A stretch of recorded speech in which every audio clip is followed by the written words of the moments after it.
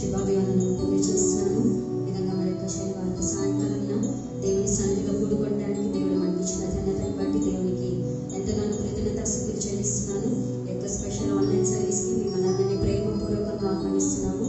Gold prayer house Madanapalle Facebook page మీద దీని యొక్క కాస్ట్ చేయబడుతుంది. దయచేసి మీరందరూ కూడా మీరున్న స్థలంలో భయభక్తులతో కూడుకొని ఈ యొక్క ప్రోగ్రామ్ని వీక్షించాలని కోరుచున్నాను. అదేవిధంగా యొక్క లింక్ షేర్ చేయబడుతుంది. దీన్ని మీ ఫ్రెండ్స్తో, మీ ఫ్యామిలీ మెంబర్స్ అందరితో కూడా, దూరంలో ఉన్న మీ మిత్రులందరితో కూడా షేర్ చేసుకోండి. తద్వారా వారికి అందరికీ కూడా ఆశీర్వాదకరంగా ఉండాలని కోరుచున్నాను. ప్రార్థన చేసుకుని ఒక దిన కార్యక్రమాన్ని ఆరంభించుకున్నాను. ప్రేమ నమ్మకం గల మా ప్రియ పరలోకపు తండ్రి, మీకు వందనాలు, స్తుతులు, స్తోత్రాలు చెల్లించుకుంటున్నాం ప్రభా. ఈ విధంగా ప్రభా మమ్మల్ని ప్రభా ఇంతవరకు సజీవ లెక్కలో ఉంచి ప్రభా మీ యొక్క సన్నిధిలో చేరటానికి మీకు మాకు ఇచ్చిన ధన్యతను బట్టి మీకు వందనాలు, స్తుతులు, స్తోత్రాలు చెల్లించుకుంటున్నాం ప్రభా. స్తోత్రమైన గొప్ప దేవుడా, కృపా కనికరములు కలిగిన దేవా, మీకు వందనాలు ప్రభా. స్తోత్రమైన ఈ రీతిగా మమ్మల్ని ప్రేమించుటకు ప్రభా మేము ఏ యోగ్యత, ఏ అర్హత లేనప్పటికీ ప్రభా మమ్మల్ని జ్ఞాపకం చేసుకున్నందుకు మీకు వందనాలు, స్తుతులు, స్తోత్రాలు చెల్లించుకుంటున్నాం ప్రభా. స్తోత్రమైన ఎంతోమంది సమయంలో ప్రభా ఈ యొక్క సమయం చూడలేకుంటున్నారు, కానీ మేమైతే యోగ్యత లేనప్పటికీ ప్రభా మీరు మాకు దేవుడుగా ఉండి ప్రభా మమ్మల్ని మీ యొక్క ప్రియ బిడ్డలుగా చేసుకుని ప్రభా మీ సన్నిధికి వచ్చినట్టుగా చేరదీస్తున్నందుకు మీకు వందనాలు, స్తుతులు, స్తోత్రాలు చెల్లించుకుంటున్నాం ప్రభా. స్తోత్రమైన నీవు ఏర్పరచుకుని చేర్చుకున్న వాడు తండ్రి అంటున్నారు ప్రభా. మేము ప్రభు యొక్క మందిర ఆవరణంలో ఉండడానికి ప్రభా మీరు మమ్మల్ని ఏర్పరచుకున్నందుకు వందనాలు. మీరు మమ్మల్ని చేర్చుకున్నందుకు మీకు వందనాలు, స్తుతులు, స్తోత్రాలు చెల్లించుకుంటున్నాం ప్రభా. ఈ యొక్క ఫేస్బుక్ లైవ్ ద్వారా ప్రభా ఎంతమంది అయితే ప్రభా ఈ కార్యక్రమాన్ని వీక్షిస్తున్నారు ప్రభా, వారందరితో కూడా మీరు ఉండండి ప్రభా. మీ యొక్క సన్నిధిని ప్రసన్నతను వారి కూడా తోడుమని నడిపించండి ప్రభా. భయభక్తులతో ప్రభా ఈ యొక్క కార్యక్రమంలో పాల్గొనడానికి సహాయం దయచేసిన ప్రభా. నేను మందిరంలో ప్రభా ఏ విధంగా అయితే ప్రభా భయభక్తులతో జాగ్రత్తతో ఉంటారో ప్రభా, వారు ఉన్న స్థలంలో కూడా వారి గృహంలో కూడా అలాగే ఉండటానికి సహాయం దయచేసి నడిపించండి. మేము ప్రభా ఈ విధంగా మేము స్తుతించడానికి, మిమ్మల్ని ఆరాధించడానికి, మేము కొనియాడడానికి ప్రభా, వాక్యం ధ్యానించడానికి మీరు మాకు ఇచ్చిన ధన్యతను బట్టి మీకు వందనాలు, స్తుతులు, స్తోత్రాలు చెల్లించుకుంటూ యేసుక్రీస్తు నామమున నేను అడుగుతూ వేడుకుంటున్నాను తండ్రి, ఆమేన్. నాది యేసుని ప్రేమ మధురాతి మధుర కాదా, నన్ను మార్చిన ప్రేమ మరపురానిది కాదా అని పాట పాడుకుంటూ దేవుని మహిమపరుస్తున్నాం.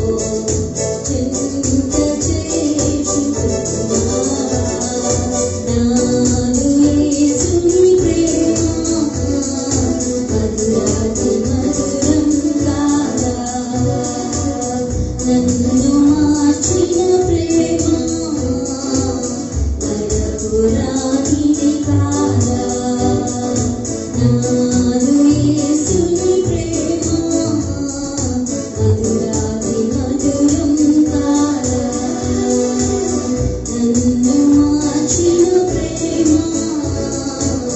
తలపురాణిని కాదా నాదు యేసుని ప్రేమ మధురాతి మధురం కాదా నన్ను మార్చిన ప్రేమ తలపురాణిని కాదా.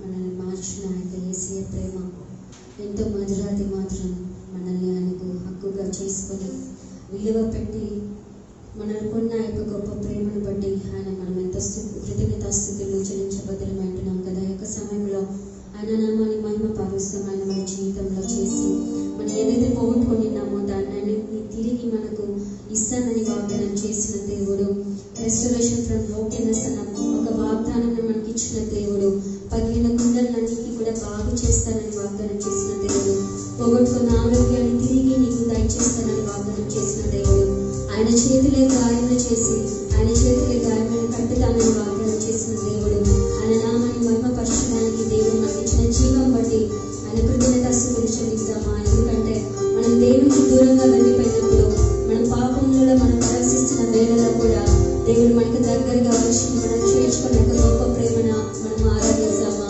ఎందుకంటే మధురాతి మధురమైన ప్రేమ ఆయన మహిమపరుస్తాం. యేసయ్య నిన్ను చూడాలని నాకు ఆశ ఉంది యేసయ్య, మా ఆశ తీర్చండి యేసయ్య. నేను ప్రభా మా యొక్క చిన్న హృదయంతో మిమ్మల్ని ఆరాధించడానికి ప్రభా మీ వద్దకు వచ్చి ఉంటున్నాం. మీరు గొప్ప దేవుడు ప్రభా, సార్వభౌమాధికారం కలిగిన దేవుడు ప్రభా, మిమ్మల్ని ఆరాధించడానికి ప్రభా మేము ప్రభా మా యొక్క హృదయపూర్వకంతో మనస్ఫూర్తిగా మీ యొక్క సన్నిధికి చేరుతున్నాం నాన్న. మా యొక్క ఆరాధన స్వీకరించమని అడుగుతాము. అందరూ కూడా మీరు స్థలంలో కూడా దేవుని నామాన్ని మనం ఆరాధిస్తాం. మన జీవితంలో ఆయన చేసిన మేలని జ్ఞాపకం చేసుకున్నాము.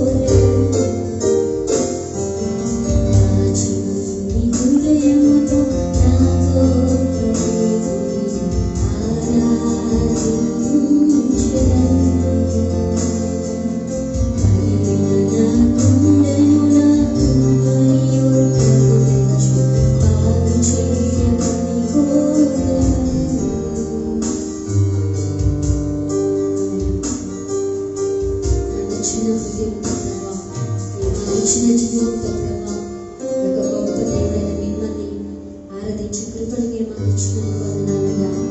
పగిలిపోయిన మా యొక్క జీవితాన్ని ప్రభా, నలిగిపోయిన మా జీవితాన్ని ప్రభా, ఎన్నో వేదనలతో, శోధనలతో, ఎన్నో ఆలోచనలతో ప్రభా, ఇంపాసిబుల్ అనుకున్న, అసాధ్యము ఇవి జరుగుతాయి అనుకున్న విషయంలో ప్రభా, పగిలిపోయిన మా యొక్క హృదయాలను ప్రభా మీ ఎదుగు తెచ్చింటున్నానైనా మీరు వాటిని బాగు చేస్తున్నందుకు మీకు వందనాలు.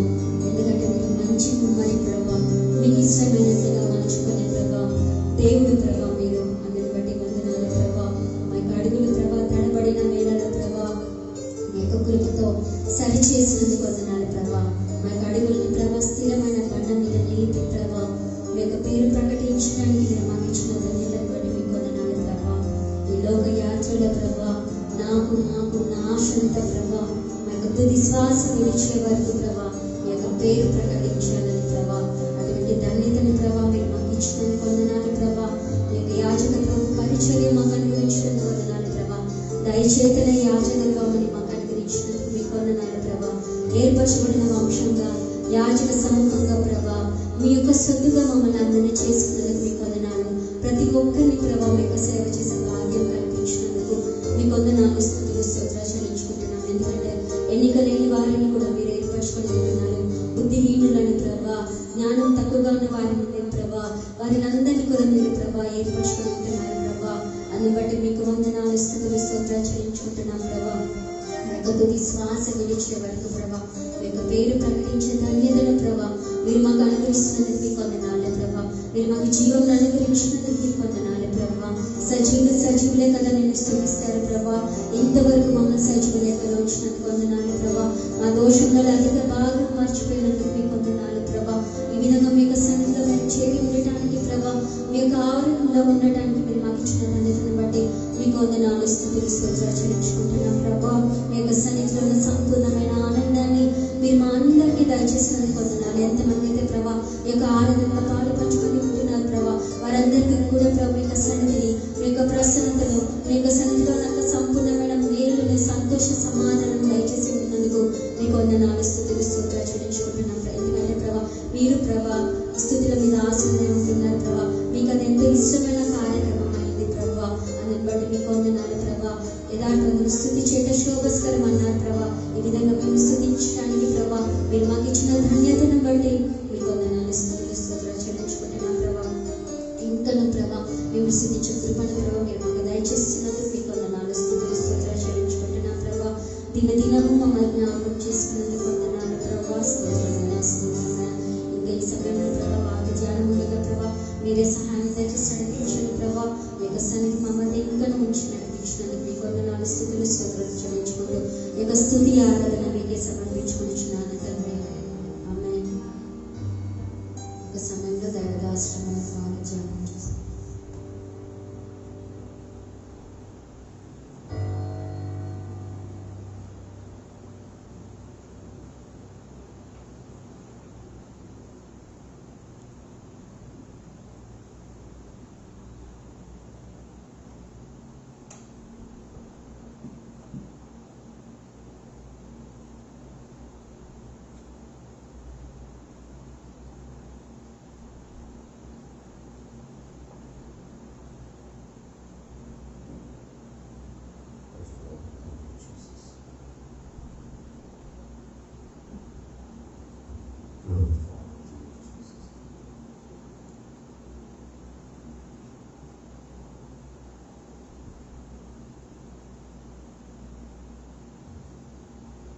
ప్రభునందు ప్రియమైనటువంటి దేవుని ప్రసాద ఇక మంచి సమయంలో దేవుని యొక్క కృపాసనత చేరి ప్రభువును స్తుతించాం.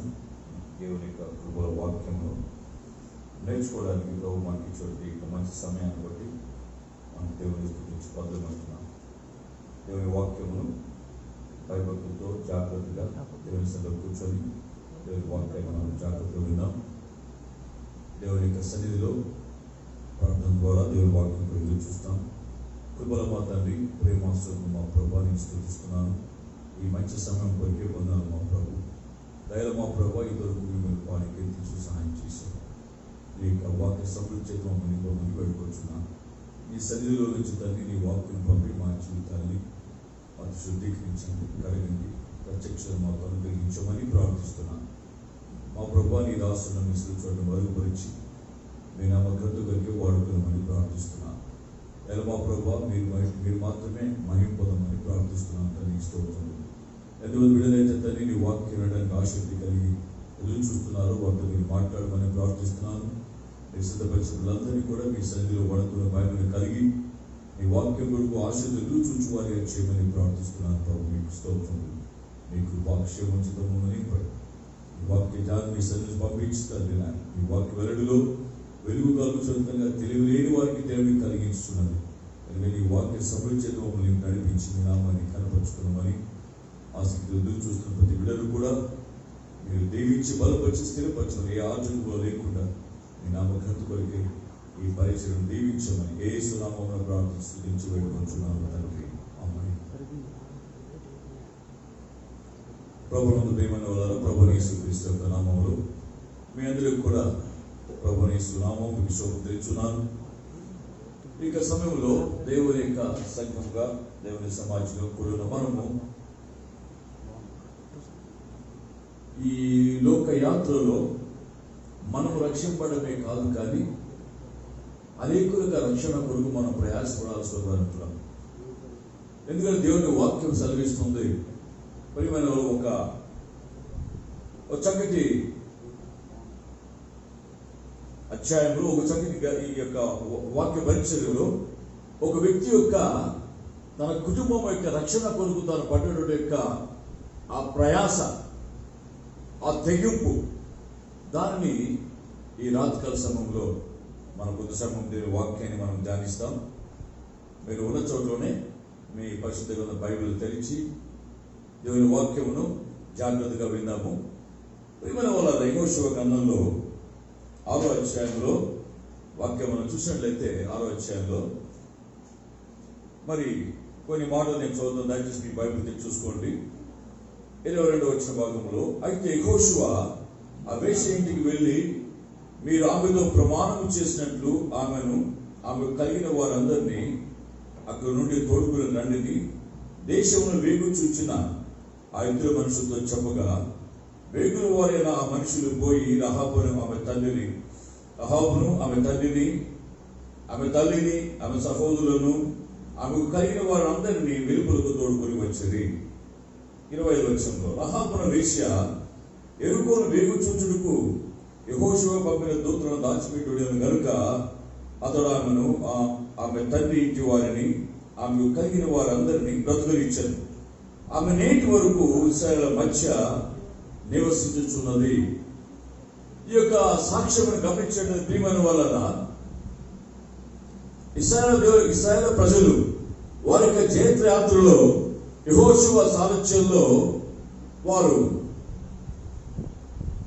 రాజ్యంలో జయించుకుంటూ దేవుడు యెహోవా వారికి ఇచ్చేటువంటి యొక్క ఆ ప్రాంతాన్ని వారు స్వాధీనం చేసుకుని వారు వస్తున్నటువంటి ఆ సమయంలో ఎరుకోను వేగు చూడడానికి కొరకు యెహోషువ ఇద్దరు మనుషులు పంపించేందుకు మనం 2వ అధ్యాయం కనబడుతుంది. బాగా గమనించిన ప్రియమైన వాళ్ళ ఇక లేఖనాన్ని దయచేసి ఆ ఇద్దరు వ్యక్తులు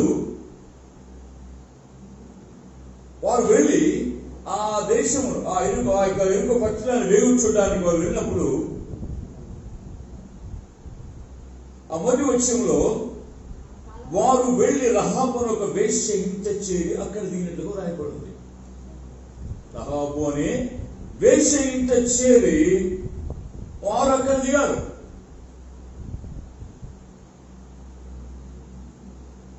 ఆ విషయము ఆ రాజ్యంలో రాజుకు తెలిసింది. వేగులు వారు వచ్చారు మన దేశాన్ని వేగు చూడడానికి అని యొక్క సమాచారము ఆ రాజుకు అందగా వెంటనే ఆయన కూడా కొంతమంది మనుషులు పంపించాడు, రాడవాడు పంపించాడు. వారేం చేశాడు, వచ్చి దేశంలో వేగు చూడు విశాలవద్దునని మనుషులు రాత్రి వేళ ఇక్కడికి వచ్చిందని ఎరుకోరాజు వర్తమానం వచ్చింది. అతడు నీ వద్దకు వచ్చి నీ ఇంట చెడ్డ మనుషులను ఆ వెలుపులకు తీసుకుని రాము, వారి దేశంలోని వేగు చూచుడికి వచ్చినని చెప్పుడుకు రహాబునకు మనుషులను పంపించడం చూస్తున్నాం. రాజు పంపించాడు. ఆ యొక్క రాజు మనుషులు వచ్చి గమనించండి ప్రియమైన వాళ్ళు జాగ్రత్తగా, ఆ వెలుగుల మనుషులకు వచ్చి విచారణ చేస్తున్నారు. 4వ వచనంలో మనకు కనబడుతుంది, ఆ స్త్రీ ఆ ఇద్దరు మనుషులను తోడుకొని వారిని దాచిపెట్టి, మనుషులు నా ఎదుకు వచ్చిన మాట నిజమే. గమనించండి ప్రియులారా, ఆమె ఏం మాట్లాడుతుందంటే మనుషులు వచ్చిన నిజమయ్యా, ఆమె అబద్ధం చెప్పట్లేదు, నిజం. ఎందుకంటే ఆమె యొక్క ఇంట్రడక్షన్ ఎలా ఉందంటే, ఆమె ఎలాంటిదైనా వాక్యం చెప్పడానికి పరిచయం చేస్తుంది. ఆమె ఒక వేశ్య. సో వేశ్య ఇంటికి ఎంతమంది వస్తుంటారు, పోతుంటారు. కనుక ఆమె ఏం చెప్పి వచ్చింది నిజమే. కానీ వెంటనే ఏం చేస్తుందా, ఎంత ధైర్యంతో మాట్లాడుతుంది ఆవిడ. వారు వచ్చిన నిజమే, ఆ మాట నిజం. వారు ఎక్కడి నుండి వచ్చారో నేను ఎరుగను, అది కూడా నిజమే. వారు ఎక్కడి నుండి వచ్చారో నేను ఎరుగను. అయితే చీకటి పడొచ్చుండగా గవిని వేయబడి వేలను ఆ మనుషులు వెలుపలికి వెళ్ళిరి. ఇక్కడ జాగ్రత్త గమనించండి, ఇక్కడ ఓ అబద్ధపు మాట మాట్లాడుతున్నారు. పరిశుద్ధమైన బైబిల్ ఏం చెబుతుందంటే, మనకు ఏమైనా బోధిస్తుందంటే, ధర్మశాస్త్ర ప్రకారముగా ఆ లేఖనానుసారంగా ధర్మశాస్త్ర మోషకులు ఇవ్వబడిన మాటల్లో అబద్ధ సాక్ష్యం పలకూడదు. దేవుని వాక్యం రాయబడి ఉంది. చూడండి దయచేసి, నిర్గమకాండంలో 20వ అధ్యాయంలో చూసిన 16వ వచన భాగంలో ఒక మాట రాయబడి ఉంది. 20వ అధ్యాయం 16వ వచనంలో, నీ పొరుగు వాని మీద. గమనించే ధర్మశాస్త్ర బోధ అబద్ధ సాక్షి చెప్పడానికి వీలేదు. నిర్దేశకాండం 5వ అధ్యాయం 20వ వచన భాగంలో కూడా తిరిగి ఆ ఉపదేశం మళ్ళీ చేస్తూ అదే మాటని మోషే భక్తులు ప్రకటిస్తున్నాడు. 5వ అధ్యాయం 20వ వచన భాగంలో చూస్తే, నీ పొరుగు వారి మీద అబద్ధ సాక్ష్యం పలకొద్దు అంటున్నాడు. అదే యేసుక్రీస్తు కూడా చెబుతూ మత్తయి సువార్త 19వ అధ్యాయం 19వ వచన భాగంలో కూడా ఈ విధంగా మాట్లాడుతున్నాడు. మత్తయి సువార్త 19వ అధ్యాయం 19వ వచన భాగంలో చూస్తే, నరహత్య చేయవద్దు, అబద్ధ సాక్ష్యాన్ని పలకవద్దు. మరి విధంగా చూసినట్లయితే అబద్ధాన్ని చెప్పడానికి బైబిల్ వాక్యం చదివించడం అంగీకరించడం లేదు. అది దేవునికి విరోధమైనటువంటిది. ప్రియమైన వాళ్ళ జాగ్రత్త సుమా, వెలుచున్న దేవుని బిడ్డలారా, ఆలోచిస్తున్నారా మీరంతా కూడా? అబద్ధము దేవుని బిడ్డ చెప్పడానికి వీల్లేదు. కానీ ఇక్కడ ఈ యొక్క జీవితంలో చూసినట్లయితే ఆమె ఏం చేస్తుందని బాగా గమనించండి. వారు వచ్చిన నిజం, వారు ఎక్కడి వచ్చా నేను ఎరుగను. కానీ చీకటి పడుచుండగా వారు గవిని వేళ మనుషులు వెలుపలకు వెళ్ళని. వారు ఎక్కడికి పోయిరో నేను ఎరుగను. ఆమె తన ప్రాణాన్ని రిస్క్ లో పడేసుకుంటున్నాడు. ఒకవేళ ఏమాత్రం వారికి అనుమానం వచ్చి, ఆ రాజు సైనికులకి వారు ఏమాత్రం కూడా అనుమానం వచ్చి ఒకవేళ ఆమె ఇంటిని సోదాలు చేసి ఉన్నట్లయితే ఆమె పరిస్థితి ఏంటి గమనించారా? నా ప్రియమైన దేవుని ప్రజలారా, బాగా గమనించండి. దేవుని యొక్క మాటలు మనం చూసినట్లయితే ప్రియమైన వాళ్ళరా, ఈమె తన జీవితాన్ని రిస్క్ లో పడేసుకుంటుంది అనమాట. First risk her life to save the two spice from death. ఆ ఇద్దరి యొక్క ఆ యొక్క వెలుగుల వారి యొక్క జీవాన్ని కాపాడడానికి కొరకు తన జీవితాన్ని రిస్క్ లో పడేసుకుంటుంది. అర్థమవుతుందా మీకు? ఎంత రిస్క్ చేస్తుందో చూసారు ఈవిడ. అబద్ధం చెప్పడానికి వీల్లేదు. కానీ ఇక్కడ ఈమె విషయంలో మనం చూసినట్లయితే, like is never justifiable, but in the case because of Rahab's immaturity faith, it is understandable. Immaturity faith, ఆమె యొక్క పరిపక్వత లేనిటువంటి యొక్క విశ్వాసము. ఆమె యూదురాలో లేక ఇశ్రాయేలు స్త్రీకి సంబంధించి కాదు ఆవిడ. ఆమె కానీ స్త్రీ, ఆమె యొక్క క్యారెక్టర్ ముందుగా బైబిల్ పరిచయం చేస్తుంది. మాట్లాడడానికి చెప్పడానికి ఇష్టం లేదు. ఆమె యొక్క మరి విరోధముగా దేవుడు విరోధంగా చేస్తుంటే జీవితంలో గడుపుతున్నది ఆవిడ. అటువంటి ఆమె గమనించండి, పరిపక్వత లేనటువంటి విశ్వాసం అమ్మది. దాని ఇక్కడ అంగీకరించడానికి, ఆమోదించడానికి కొరకై ఈ మాట ఇక్కడ ఉపయోగించుకోవచ్చు. అలాగని అబద్ధం చెప్పడానికి ఎంకరేజ్ చేయడం లేదు ఇక్కడ. బాగా గమనించండి, సంఖ్య orchid that her act makes it permissible to lie to certain occasions. ఒక భక్తుడు మాట్లాడుతున్నాడు, కెల్విన్ ద గాస్పెల్ అంటే ఆయన అంటున్నాడు, Calvin said, as to the falsehood we must admit that though it was done for a good purpose, ఒక మంచి దాని కొరకు ఈ పరిపూర్ణ పక్వత లేనటువంటి ఈ స్త్రీ, దేవుని ప్రజలు, ఇశ్రాయేలు సృష్టికర్తల జీవముల దేవుని యొక్క పరిచారకుల్ని రక్షించడానికి కొరకు ఆమె తన జీవితాన్ని రిస్క్ లో పడేసుకుంటుంది. అదవుతుందా మీకు? ఆ విధముగా తన జీవితాన్ని ఆమె ఎంతో ఆ శ్రమలోనికి, ఎంతో అపాయకరమైన స్థితిలోనికి తన జీవితాన్ని తీసుకొని వస్తున్నటువంటి ఆ సమయంలో ఎంతో ధైర్యముగా, చాకచక్యముగా, ఎంతో జ్ఞానయుక్తముగా తన భయాన్ని తన కళలో కానీ, మాటలో కానీ, ప్రవర్తనలో కానీ, చేష్టలో కానీ తెలియచేయకుండా ఆమె చాలా జాగ్రత్తగా ఏమంటుందో తెలుసా అండి? వచ్చినది నిజం, వారు ఎక్కడి నుంచి వచ్చారో నాకు తెలియదు, చీకటి పడుచుండగా గౌరి వేవుడు వెళ్ళిన మనుషులు వెలుపలికి వెళ్ళేది అనే మాటని ఆమె చెప్తున్నప్పుడు తన హృదయంలో ఎంత ఒకవేళ గందరగోళం ఉందో, భయం ఉందో, ఎంత వణుకుందో తెలియదు. కానీ మొత్తానికి ఆవిడ చేసింది ఏంటంటే ఆ స్పైస్, ఆ వెగులు వారిని రక్షించాలన్న తపన, వారి కాపాడిన తపన, వారి జీవాన్ని భద్రపరచాలన్న తపన, మంట, వేదన, తన ప్రాణం పోయినా పర్వాలేదు తీర్మానము చేత ఆమె మన మాటలో అనుకోవాల్సి వస్తే ఆమె తన జీవితాన్ని త్యాగించడానికి కూడా సిద్ధంగా ఉంది. ఆయన అంతంలో అతిశయోక్తి కాదని నేను అనుకుంటున్నాను. నా ప్రియమైన దేవుని ప్రజలారా గమనించండి. అలాగని ఇక్కడ ఈమె ఈ చిన్న అబద్ధం చెప్పిందని అదేదో ఎంకరేజ్ చేయడానికి మాట నేను చెప్పడం లేదు ఇక్కడ. ఎందుకంటే అబద్ధాన్ని సహించే దేవుడు కాదు నా దేవుడు. అర్థమవుతుందా? అలా చాలా కోపం వస్తుంది అబద్ధం చెప్తే. వించులో దేవుడు జాగ్రత్త. అందుకనే ఎవ్రీ పత్రికలో రాయబడింది మనకి ఏమిటో తెలుసా?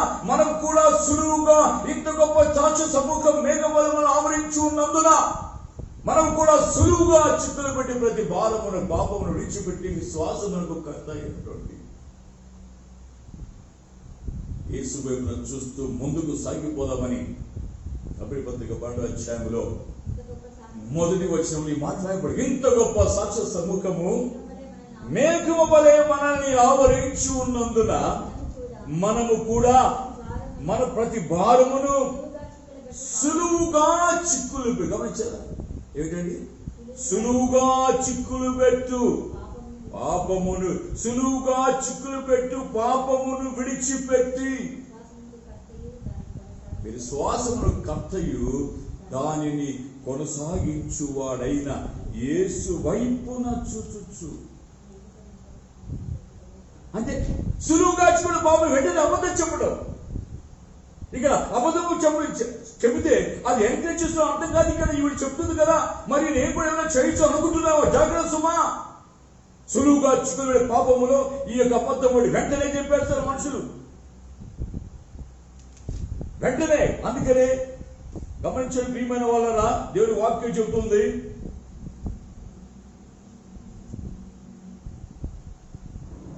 ప్రకటన గ్రంథంలో 21వ అధ్యాయము 8వ వచ్చే భాగం చూద్దాం. ఏమంటారు రాయబడింది అక్కడ? పిరికి వారును, బాగా మంచి పిరికి వారును, అవిశ్వాసులను, అసఖ్యులను, నరహంతకులను, వ్యభిచారులను, మాంత్రికులను, విగ్రహాధికులను, అబద్ధికులు. గమనించారా? అబద్ధికులు అందరూ అగ్ని జాగ్రత్త గమనించండి. అగ్ని గంధకములు మండు గుండములు పాలు పొందుతారు. అందులో అబద్ధికుడు ఒక లిస్ట్ లో ఉన్నాడు. ఇచ్చిన క్రైస్తవ జనాంగమా, దేవుని బిడ్డను చెప్పుకుంటావో విశ్వాసాలు జాగ్రత్త గమనించు. ఎడ చెప్పేటది ఈ మాటల్ని. ఇది నాకు కదా పక్వాడుగా అనుకోవద్దు. ఇది నీకు నాకు మనకు మన అందరికీ నిలుచున్నావో క్రైస్తవుడా, క్రైస్తవ సమాజమా, జీవన దేవుని పేరు పెట్టుకుని జీవిస్తున్నట్టు నీ జీవితంలో సులువుగా చిక్కుపట్టి ఈ అబద్ధాన్ని చూపడానికి సాహసిస్తున్నావు. జాగ్రత్త. ఇలా చెప్తే విలువానికి చాలా కష్టం అనిపిస్తుంది. ఈ దేవుడయ్యా బాబు ఇలా ప్రకటిస్తున్నా అనుకుంటున్నారేమో. ప్రకటించకపోతే నాకు కష్టం, వినకపోతే నీకు కష్టం అని బైబిల్ చాలా చెప్పింది. ప్రియమైన వాళ్ళరా, జాగ్రత్తగా ఉండండి. ధర్మశాస్త్ర వాక్యాలు ప్రకటించకపోతే అరుణోదయం లేదని ఏషియా 4 చెప్తే, ప్రియమైన వారి వాక్యంలో చెప్తుంది, ఇదిగో వినకపోతే శాపగ్రస్తం నేను చెప్తున్నాడు, జాగ్రత్తగా వినండి. ఎందుకో తెలుసా, ఎవరిని కూడా ప్రభు విడిచిపెట్టే దేవుడు కాదు. సులువుగా చిక్కులు పెట్టే పాపం. ఒక ఎగ్జాంపుల్ చెప్పంటారా, మీ దగ్గరికి నేను వస్తానా ఇంకా నీ దగ్గరికి, నీ భార్య అయిన శారా నీకు ఒక కుమారుడు కలును అని ప్రభు అంటే, శారా ఏం చేసింది తెలుసా, గొడారంలో ఉండి నవ్వింది. అక్కడ వింటున్నారా? నవ్వింది. ప్రభు ఏమన్నాడో తెలుసా అండి, శారా నవ్వలేదా, శారా నవ్వలేదా, యెహోవాకు సాధ్యం అనేది ఏదైనా కలదా, మీ దగ్గరికి ఈ కాలం నిర్ణయ కాలం నేను మీ యొద్దకు తిరిగి వచ్చేదను, శారాకు కుమారుడు కలుగునని ఆయనను. శారా భయపడి ఏం చెప్పింది, నేను నవ్వలేదు. నిజమా అబద్ధమా? అది నవ్విందా లేదా ఆవిడ? వింటున్నారా? సులువుగా చిక్కులు పడి పాపం అండి అది. ఒకవేళ శారా అబ్రహాముల భాగం కాకపోతే, అంతకుముందే ప్రభు వాగ్దానం చేసి మాట్లాడాడు, ప్రకటించాడు. ఆదికాలం మనం చూసేట్లయితే ఏమని చెప్పాడు తెలుసాడు? ప్రియమైన వాళ్ళ దయచేసి వాక్యాలు సార్ చూసుకున్న 17వ అధ్యాయంలో గమనించండి. 17వ అధ్యాయంలో దేవుడికి వాక్యం ఇలాగ చెప్తూ ఆయనతో మాట్లాడాడు. దేవుడు ఏమని మాట్లాడాడు తెలుసా అండి? 20వ భాగంలో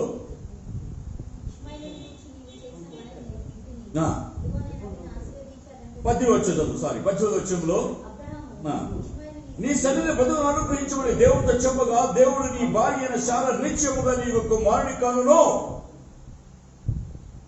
17వ అధ్యాయంలో ప్రభు సెలవిచ్చాడు, నిశ్చయముగా నీ భార్య అయిన శారా నీకు కుమారుని కనును.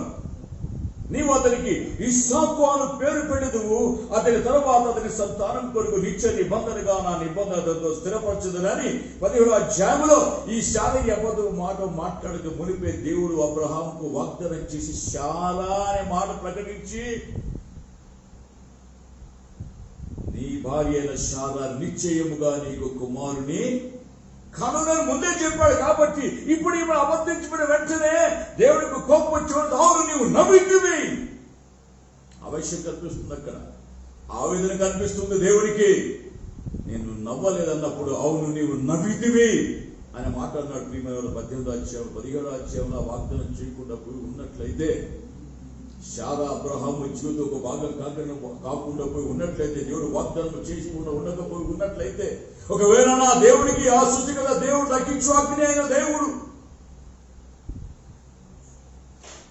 God is consuming fire, ఆ దేవుడి యొక్క కోపం ఎవడు తాళగడు. ఇక్కడ మరించు దేవుడు కాదు ఆయన. అబద్ధంకి అసలు తావు లేదు దేవుడు. ఎందుకంటే ఆయన నిజమైన దేవుడు. నిజంగా ఉండాలి, మనం నిజంగా బ్రతకాలి, నిజంగానే మాట్లాడి, నిజమే చెప్పాలి, నిజం మాత్రమే చెప్పాలి. హలో చర్చ్, వింటున్నారా? జాగ్రత్త, వింటున్నారా? చెక్ చేసుకొని హృదయాన్ని, నీ మనసుని, నీ తలంపుని, నీ ఆలోచనని. నా ప్రియమైన వాళ్ళరా, బాగా గమనించండి నా ప్రియమైన జనాంగమా. ఈమె ఒక అబద్ధం చెప్పింది, కానీ ఆమె విలుచున్న నీలాగా నాలాగా యేసుక్రీస్తు ప్రభు రక్తములు కడగబడి దేవుని సంఘములో పాల్పొందుచు అనే శరీరంలో లేని ఆ రక్తంలో పాలించిన వ్యక్తి కాదు ఈవిడ. ఆమె జీవితాన్ని మొత్తం పరిచయం చేసింది. ఆమె ఎంతో క్రమము లేని జీవితంలో జీవిస్తున్నటువంటి స్త్రీ. అయితే ఆమె దేవుని ప్రజల్ని కాపాడడంలో తన జీవితాన్ని రిస్క్ లో పడేసుకుంటూ వారు వచ్చింది నిజం, వారు వచ్చింది నిజమయ్యా, వారు ఎక్కడి నుంచో నాకు తెలియదు కానీ గౌరవ వేయబడి వేరే వారు వెళ్ళారు అని అంటూ వారు ఏం ఎక్కడికి పోయి నాకు తెలియదు కానీ ఒక మాట చెప్తే ఏమంటుందంటే, మీరు వారి శ్రీఘ్రమముగా తరిమితిరా, వారిని పట్టుకు మళ్ళీ వాళ్ళు గైడ్ చేస్తుంది. అక్కడి నుంచి వారిని వెళ్ళిపోవడానికి ఎంత చక్కగా గైడ్ చేస్తూ వెళ్ళిపో, మీరు త్వరగా వెళ్ళండి పట్టుకోగలరు అంటే వారిని నమ్మగలుగుతూ ఉంది. ఎంత రిస్క్ చేసిందండి ఆవిడ. మీరు త్వరగా వెళితే, మీరు త్వరగా త్రొంపుకుంటూ వెళితే వారిని మీరు పట్టుకోగలరయ్యా అని వారి యొక్క వారిని మార్గాన్ని నడిపించడానికి, అక్కడి నుంచి వారిని పంపించడానికి, ఆమె వారి డైరెక్షన్ మార్చడానికి ఆమె ఎంత ప్రయాసపడుతుందో చూశారు ఇక్కడ. ఎందుకంటే ఆమె దేవుని ప్రశ్నిస్తారు యొక్క సాక్ష్యాన్ని ఉన్నదండి. ఆవిడ కమింగ్ వర్సెస్ లో ఉంది, జీవముల దేవుడికి వచ్చిన మాటలు అవి వినది, ఆమె తెలుసుకుంది. వచ్చిన వారు ఎవరో ఆమెకు తెలుసు, కానీ వారు ఎవరు ఎక్కడి నుంచి వచ్చారో చెబుతుంది ఇక్కడ. కాబట్టి అక్కడ రాయబడిన 9-8 వచ్చారో చూసినట్లయితే, ఆ వేగులు వారు పట్టుకొని బైబిల్ తెచ్చి చూసుకోండి దయచేసి మీరు అందరూ కూడా. ఆ వేగులు వారు పట్టుకొని మునుపు ఆమె వారున్న మెట్టి మీదకి ఎక్కి వారితో ఇట్లా అంటూ ఉంది. ఏమని అంటుందో తెలుసా? ఏమని మాటలు చూసావా? యెహోవా ఈ దేశమును మీకు ఇచ్చుచున్నాడని మీ వలన మాకు భయం పుట్టుననియు, మీ భయం వలన మా దేశ నివాసులందరికీ ధైర్యము చెడుననియు నేను ఎరుగుదును. ఓ వింటున్నారా? అయ్యా మీరెవరో నాకు తెలుసు, మీ దేవుడు ఏవో నాకు తెలుసు, మీరు ఖచ్చితంగా ఈ దేశానికి వచ్చాను కూడా నాకు తెలుసు. మీ దేవుడు యెహోవా, మీరు సేవిస్తున్నట్టు మీ దేవుడు యెహోవా మహాపరిశుద్ధ దేవుడు, ఖచ్చితంగా ఈ దేశాన్ని మీకు ఇస్తాను నాకు తెలుసు. మీ వల్ల మాకు భయమయ్యా, మాకు మీ భయము చేత ఈ లోకానికి ధైర్యము చెడిపోయిందయ్యా. ఆ విషయాన్ని నాకు తెలుసు అయ్యా, అందుకే మిమ్మల్ని కాపాడే ఉద్దేశం చేత నేను అలా చెప్పానయ్యా. వింటున్నారా? ఉందా ఈ తెగింపు నీ జీవితంలో? ప్రియమైన దేవుని బిడ్డ, అంత మాత్రమేనా?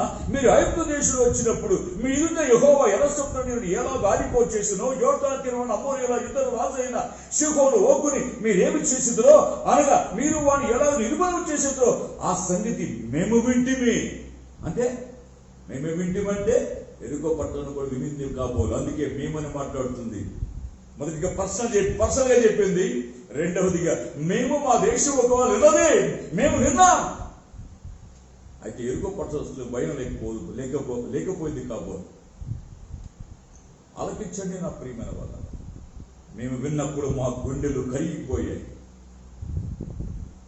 మీ దేవుడు ఎక్కువ పైన ఆకాశమును కింద భూమి అందరూ దేవుడే. ఏమి సాక్ష్యము పిలుచున్నావా దేవుని బిడ్డ?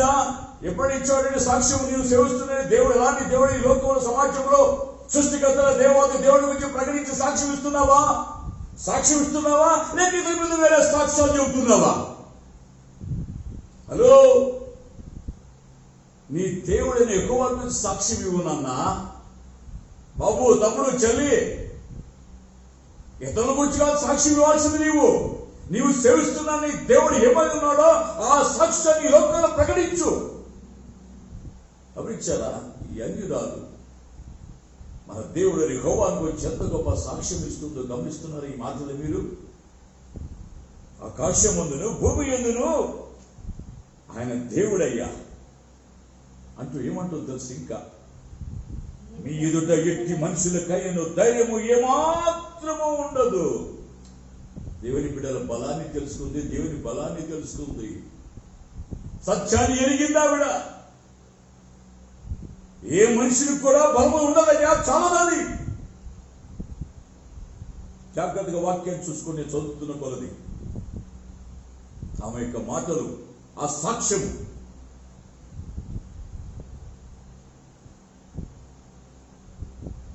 నేను మీకు ఉపకారము చేసేదని కనుక ఇవన్నీ చెప్పిన తర్వాత ఆమె ఏం మాట్లాడుతుందో తెలుసారా? బాగా వినండి.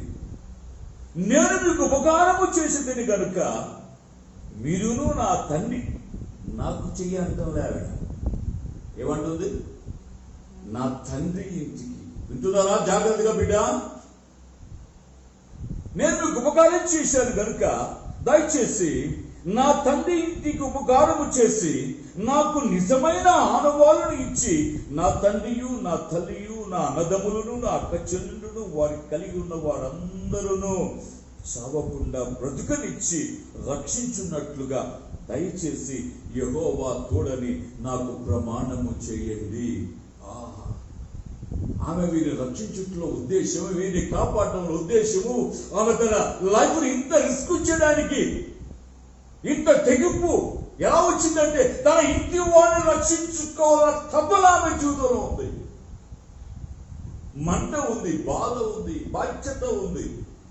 నీకుందా?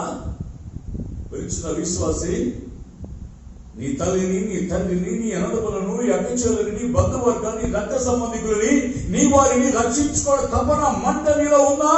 ఆ బలి సెన్సేషన్ ఉందా? ప్రియమైన వాళ్ళ వాక్యంలో జ్ఞాపకం చేస్తున్నా, మనం చేస్తున్నాను.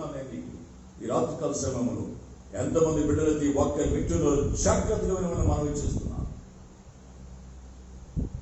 ఉందా తెగింపు జీవితంలో? నీకు ఉపకారం చేశానయ్యా కాబట్టి నాకు ఇంత పైకి ఇవ్వండి, ఇంత ధనం ఇవ్వండి, లేక ఇంత డబ్బు ఇవ్వండి వచ్చి వాడి చెప్పినా లేదు. మీరు ఈ దేశానికి వస్తారు నిజం, అది నాకు తెలుసు. మీ దేవుడు నాకు తెలుసు. ఎట్టి మనుషులకైనా ధైర్యము చాలా విషయం నాకు తెలుసు. ఎంతకాలం చూస్తున్నావు నీవు? నీకు తెలుసా మన దేవుడు ఏంటి? నీకు తెలుసా? తెలుసుకున్నావా? అనుభవించావా? అందుకనే దావీదు రుచి చూసి తెలుసుకోండి యెహోవా ఉత్తముడని. తెలుసుకున్నావా? నువ్వు తెలుసుకున్నావా? జీవాధిపతి దేవుని లోకంలో ప్రకటిస్తున్నావా? ఆయన ఏమై ఉన్నాడో, ఆయన ఎలాంటి దేవుడో, ఎంత కరుణామూర్తో, ఎంత ప్రేమ కలిగిన వాడు, ఎంత రోషి కలిగిన వాడు, ఎంత పరిశుద్ధుడో ఈ లోకానికి తెలియజేస్తున్నావా? ఓ క్రైస్తవుడా, క్రైస్తవురాలా? బైబిల్ చదవబడుకునే సంఘాన్ని వెళ్ళి వస్తున్నావేమో ఊరికనే చొమ్మా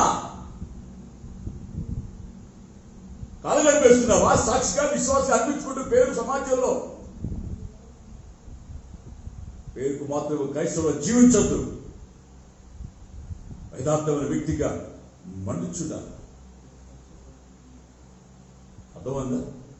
యోహాను గురించి సాక్ష్యం ఏమన్నాడు తెలుసా? ఆయన మండుచున్నటువంటి దీపం అయి ఉన్నాడు. అర్థమైందా? ఆయన గురించి సాక్ష్యం ఏమిచ్చాడు తెలుసా? చెప్పు. ఆయన మండుచున్నటువంటి దీపం. అతడు సత్యమునకు సాక్ష్యం ఇచ్చాడు. నేను మనుషుల సాక్ష్యం అంగీకరింపడు, కానీ మీరు రక్షింపబడవలనని మాటలు చెబుతున్నాను. అతడు ఎవరు? యోహాను గురించి ప్రభు చెప్తున్న మాట. అతడు మండుచు ప్రకాశించుచున్నటువంటి దీపము. దేవునికి స్తోత్రం కలుగును గాక. హల్లెలూయా. ఉన్నావా? వింటున్నావా ఈ మాటల్ని? అతడు మండుచు ప్రకాశించుచున్న దీపమని యోహాను సువార్తలో ఈ మాటలు రాయబడింది. ఆలకిస్తున్నారు ఈ మాటని. ఉందా నీకా సాక్ష్యము? నువ్వు మండుచున్న దీపంగా ఉంటున్నావా? ప్రియమైన దేవుని బిడ్డలారా, నేటి క్రైస్తవ సమాజానికి హెచ్చరిక వాక్యం అవసరం. సరి చేసుకునే జీవితం మనకు అవసరం. దేవుని వాక్యం వెళ్ళడం మన జీవితాన్ని పరిశీలన చేసుకుంటూ కడుక్కుంటూ ఆయన బలిపడి ఎదుట ప్రతిత్యం కూడా ఆయన కుమారుడు యేసుక్రీస్తు ప్రభు యొక్క పరిపూర్ణమైనటువంటి పోలికలోనికి మార్చబడడానికి ఈ బోధ అవసరము. నా ప్రియమైన వాళ్ళ, నిన్ను ప్రేమించిన స్నేహితుడు నీకు గాయములు చేస్తున్న విషయాన్ని మర్చిపోకూడదు. మనవి చేస్తున్నాను. నిజ స్నేహితుడు యేసుక్రీస్తు ప్రభు నిన్ను నన్ను తన భక్తుల గాయం చూసి ఎందుకు తెలుసా? నిన్ను ప్రేమించాడు, నన్ను ప్రేమించాడు, మనం ప్రేమించాడు, సమాజాన్ని ప్రేమించాడు, సంఘాన్ని ప్రేమించాడు. సంఘ సభ్యులారా నిన్ను నన్ను ప్రేమిస్తున్నాడు కాబట్టి గాయాన్ని చేస్తున్నాడు దేవుడు. మలుచుకో. వాక్య వెలుగు నీ జీవితాన్ని అప్పగించుకొని నీ జీవితాన్ని బాధ్యతతో ప్రవర్తించు. నా ప్రియమైన వాళ్ళ ఈ స్త్రీ, ఈ రహాబ్ అనేటువంటి ఈ స్త్రీ, అయ్యా నాకు ఒక ఆనవాన్ని ఇవ్వండి అయ్యా, మీరు వచ్చేది నిజం కాబట్టి నాకు ఒక ఆనవాన్ని ఇవ్వండి. ఏం చేస్తూ తన కుటుంబంలో తనకున్న ప్రయాసం గమనించాలి. ఇక్కడ తనకున్న ఆవేదన, తనకున్న మంట మీరు గమనించాలి ఈ మాటల్లో. ఫస్ట్ రాత్రి నీ జీవితంలో నీ కుటుంబంలో నీకుందా? పర్లేదు, నేను రక్షపడతా, నా భర్తతో పిల్లలతో పర్లేదు, లేకపోతే భర్త నేను రక్షపడిన భార్య పిల్లలతో పని అనుకుంటున్నావా? నా రక్త సముద్రం మాకు పని లేదు అని అనుకుంటూ వెళ్ళిపోతున్నావా? అయ్యో వాళ్ళు వినరండి, వాళ్ళు వినరండి, నన్నే హేళన చేస్తారండి. అందుకే కదా నువ్వు దేవుని మందిరానికి వచ్చేప్పుడు మరి కొంతమంది నమ్ముకునే నువ్వు ఒకరే నమ్ముకున్నావు అంటే బైబిల్ చూసుకున్నావు, మరికొంతమంది దాపుకొని వస్తారు, మరికొంతమంది అయితే గుడికి వచ్చేవాడు పొట్లు తెప్పిస్తారు, ఊళ్ళో పోయాడు మళ్ళీ పొట్లు పెట్టుకుంటారు. ఇదొక దంతు, ఇదొక సంఖ్య, ఇలా ఇది కూడా ఒక విశ్వాసం.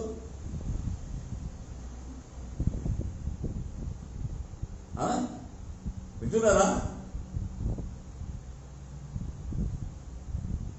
జోడుకొని జీవించు, మంటతో జీవించు, యథార్థమైన జీవితాన్ని జీవించు. ప్రియమైన వాళ్ళ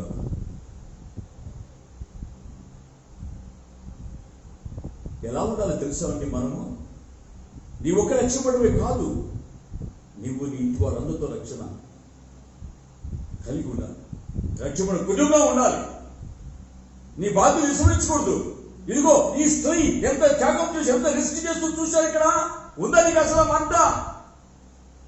ఆ మంట లేని కష్టం వచ్చి ఎందుకు జీవిస్తావు నీవు? బైబిల్ చెప్తుంది, యూదా భక్తుడు మాట్లాడుతుంటాడు 22 వచ్చిన భాగంలో, యూదా గ్రంథంలో 22 వచ్చే భాగంలో చూసినట్లయితే ఎలా బైబిల్ తెలుసండి వాక్యము? అగ్నిలో నుంచి కొందరిని లాగినట్లు కొందరిని రక్షించండి. అగ్నిలో నుండి లాగినట్లు కొందరిని రక్షించండి. ఎక్కడున్నాండి మనుషులు? అగ్నిలో కాలిపోతున్నారు. ప్రియులమైన వాళ్ళ, నువ్వు రక్షింపడ్డావు అనుకుంటున్నావేమో, మరి నీ కుటుంబం కథ ఏంటి? నీ పొరుగు వారి కథ, నీ ప్రక్కన వారి కథ, నీ ఎదురున్న వారి కథ ఏంటి?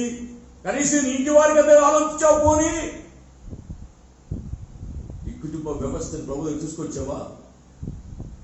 వారి గురించి నువ్వు ఆలోచించావు అప్పుడైనా? నీవు బైబిల్ చెప్తుంది, వాగ్దానంతో కూడా మాట ఉంది, ప్రభువుని యేసునందు నీ విశ్వాసం ఉంచుము, అప్పుడు నీవును నీ ఇంటి వారు రక్షణ పొందుదురు. వాక్యం అయితే ఉంది. మరి పరిచయం చెయ్యాలిగా, నువ్వు బాధ్యత వ్యవహరించాలి కదా, మంటతో జీవించాలి కదా. వారి కొరకు మోకేళ్ళి ప్రార్థిస్తున్నావా? వాక్యాన్ని బోధిస్తున్నావా? వారిలో సజీవ సాక్షిగా నీవు ఉన్నావా? నువ్వు చూడగానే నీ కుటుంబాలు చెయ్యి దండం పెడుతున్నారు నీకు. అంటే ఆత్మీయ జీవితం నీలో ఉందా? జాగ్రత్త, బాధ్యత విస్మరించద్దు, బాధ్యత కలిగి జీవించు ప్రభు సన్నిధిలో. నా ప్రియమైనటువంటి దేవుని బిడ్డలారా, కొందరిని అగ్నిలో నుండి లాగినట్లు లాగి రక్షించండి. అవి చెప్తున్న సత్యం. జ్ఞానుడు సొలొమోను మాట్లాడినానండి. గమనించండి, 24వ అధ్యాయంలో ఒక మాట చదువుకుందాం. 24వ అధ్యాయంలో 11 వచ్చే మనం చూసినట్లయితే ఇక్కడ ఒక మాట రాయబడి చదవండి దయచేసి. చావునికై పట్టబడిన వారిని నీవు తప్పించు, నాశనమందు. గమనించండి, చావునికై పట్టుబడిన వారిని నీవు తప్పించుము, నాశనమందు పడుటకు జోగుచున్న వారిని నీవు రక్షింపవా? ఈ సంగతి మాకు తెలియదని నీవు అనుకుని ఎడల హృదయమును శోధించు దేవుడు నీ మాటను గ్రహించును కదా, నీ మాటను గ్రహించును కదా. నాకు తెలియదు అంటే నిన్ను కనిపెట్టువాడు దానిని ఎరుగును కదా. నరులకు వారి వారి పనులను బట్టి ఆయన ప్రతీకారము చేసే దేవుడే అంటున్నాడు. నువ్వు ఎరగనంటావా? నాకు తెలియదంటావా విషయాన్ని? నీ కుటుంబ రక్షణ బాధ్యత నీ పట్ల నీ మీద లేదా? వారి పట్ల నీకు ఆ మంట లేదా? వారి ప్రభుత్వం నడిపించాలని, వాళ్ళు రక్తం వచ్చి లాగాలని, వాళ్ళు తీసుకుని రావాలని నాశమందు పడుటకు జోగుచున్న వాడిని రక్షించడానికి నీలో ప్రయాసలుందా లేదా? జ్ఞాపకం చేసుకోగా ప్రభు బయట మనవి చేస్తున్నాను, నీ స్నేహితుడిగా. ప్రభు బిడ్డలారా, నిన్ను ప్రేరేపిస్తున్నాను దేవుని సన్నిధిలో. ప్రియులారా, మంట తెచ్చుకో, రోషం కలిగి జీవించు దేవుని కొరకు. అప్పుడు భారాన్ని కలిగి పనిచేయి. అనవసరం వాటి కోసం ఎందుకు భయపడి నీ సమయాన్ని, నీ ధనాన్ని, నీ యొక్క జీవితాన్ని, నీ యొక్క ఈ సంతిని ఎందుకు వ్యర్థం చేస్తావు? ఎప్పుడు చచ్చిపోతామో తెలియదు నీకు, నాకు, మనకు. ఈ లోక యాత్ర ఎప్పుడు ముగిస్తామో తెలియదు మనం. ఈ యాత్ర ముగించక మునిపే ప్రభు కోసం ఏదైనా ఒక గొప్ప కార్యం వచ్చేది. దేవుని సన్నిధిలో సిగ్గుపడనక్కలేని పనివాడిగా నిలబడతాం దేవుని ఎదుట ఒక రోజున.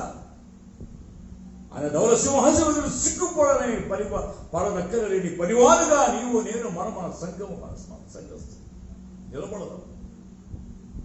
నమ్మకస్తులుగా, ఆత్మవంతులుగా, అలక్ష్యం చేస్తున్న వింటున్న దేవుని బిడ్డలారా, నీది సమయం అనుకొని, నా జీవితం బాగుందనుకొని, నాకేం పర్వాలేదు అనుకుంటూ గడిపేస్తున్నావేమో దేవుని బిడ్డ, జాగ్రత్త. The day will come. Not thought చెప్తున్నా దేవుని సేవకునిగా. ఒక్క రోజు వస్తుంది, జాగ్రత్త సుమా. ఆ రోజున మరణాన్ని అడిగి రాంటి కూడా రాదు, అలాంటి కష్టం వస్తుంది, జాగ్రత్త. పర్వతాలు వచ్చి మా మీద పడండి అంటే పడవవి చావును వెతుక్కుంటున్నది, కానీ దొరకదు. జాగ్రత్త సుమా. అటువంటి కష్టం వద్ద దొరలని అనుకుంటున్నావా నీవు? ఈ కుటుంబం పట్ల బాధ్యత లేకుండా జీవిస్తున్నావేమో. నీ తండ్రి పట్ల, నీ తల్లి పట్ల, నీ అన్నదమ్ముల పట్ల, నీ అక్కచెల్లెల పట్ల, నీ భర్త పట్ల, నీ భార్య పట్ల, నీ రక్త సంబంధం పట్ల బాధ్యత లేకుండా జీవిస్తున్నాడే ఓ క్రైస్తవ జనాంగమా. ఆలకించమని మనవి చేస్తున్నా. బతిమాలు గురుచున్న దేవుని సేవకునిగా నేను ఈ రాత్రికాల సమయంలో నేను వేడుకొనుచున్నా. సమయం గతించిపోతుంది బిడ్డ. పొట్టు గాలికి ఎగిరిపోనట్టుగా ఈ సమయం గతించిపోతున్నది సుమా. తిరిగిపోయిన సమయం రాదు.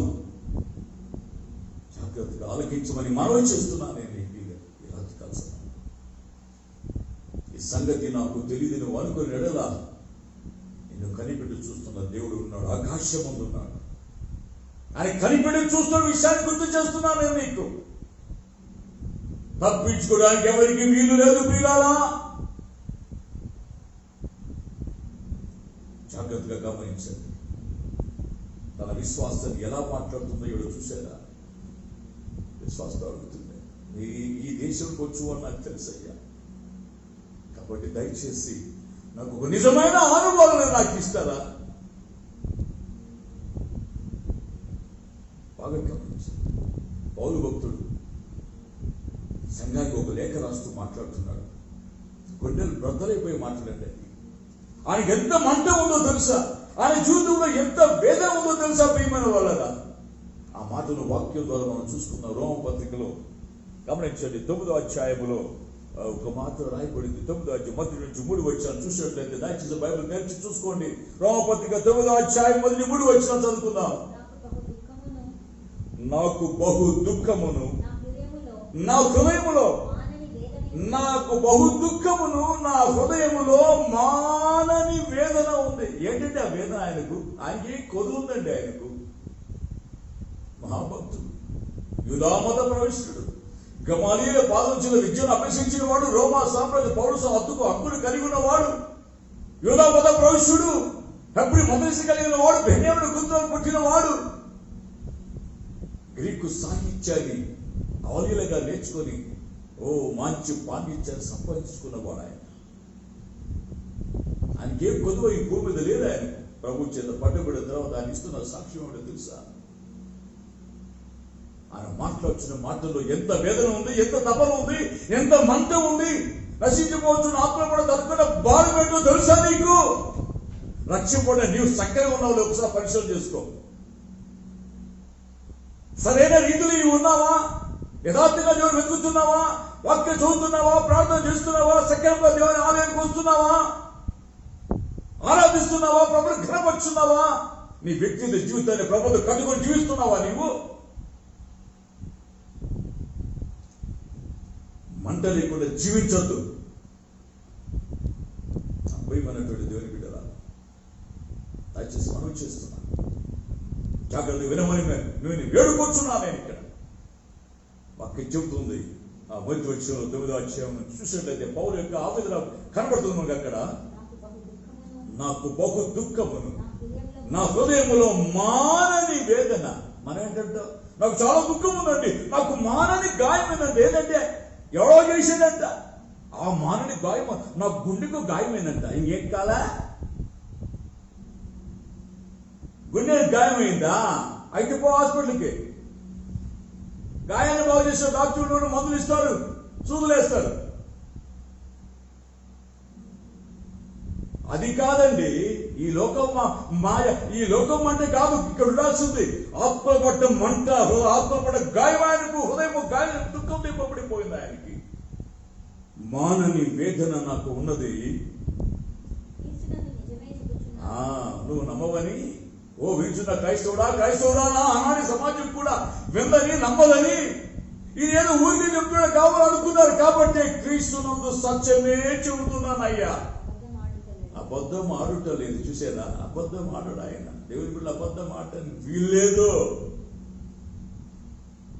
ఆ మధ్యకాలంలో ఒక ఆవిడ నాకు ఈ అబద్ధాన్ని ప్రసంగం చేస్తుంటే ప్రార్థన అయిన తర్వాత ఆ మంచి సహోదరి బాబు దగ్గరికి వచ్చి, పాస్టర్ గారు అబద్ధం చెప్పుకోండి ఎట్టని ఉండేది, ఎట్టన్నా ఒకసారి చెప్పకుండా పోతామా? ఏదో కాస్త కూస్త అబద్ధం చెప్పొచ్చు, ఎట్లా తిండి డబ్బులు కాస్త వెనకాల వేసుకునేది. చూసారా? అప్పుడు నేను అన్నా, నా పెడతా చెప్పడానికి వీలేదమ్మా, యథార్థంగా జీవించు, ఆ డబ్బులు దేవుడు ముందుకే ఇస్తాడు, నీ బ్యాంక్ వేసిన అవసరం లేదు, నువ్వు అడిగి ఇస్తాడు దేవుడు. నిజంగానే బ్రతుకు, నిజమే మాట్లాడు. అయ్యో కాకపోతే ఉంటారు లేండి. వింటున్నారా ఈ మాటల్ని? సులువుగా చిత్తులు పెట్టే పాపం అండి. పిలిచినప్పుడు నీకు చాలా మంట కలుగుతుంది అనుకుంటా నా మీద. ఎందుకంటే ఎక్కడో గుచ్చుకుంటుంది కదా, ఖచ్చితంగా నీ హృదయం గుచ్చుకుంటూనే ఉంటుంది. ఎందుకంటే నువ్వు అబద్ధం చెప్తున్నావు కాబట్టి. చెప్పలే అంటానికి లేదు, ఎందుకంటే నీ మనస్సాక్షి ఒప్పుకోదు, నేరం మోపుతుంది. జాగ్రత్త. మనం ఎవరికి లెక్క ఉప్పచెప్పవలసిందో ఆ దేవుడు కలుస్తుంది. ఏది కూడా మరుగుపరచడం, సమస్తం కూడా తేటగా కనిపించుచున్నవని ఎబ్రీ 4:12 క్లియర్ గా చెప్పేశాడు దేవుడు. ఆయనకు లెక్క ఉప్పచెప్పాల్సిన వారు వేయించున్నాం మనం.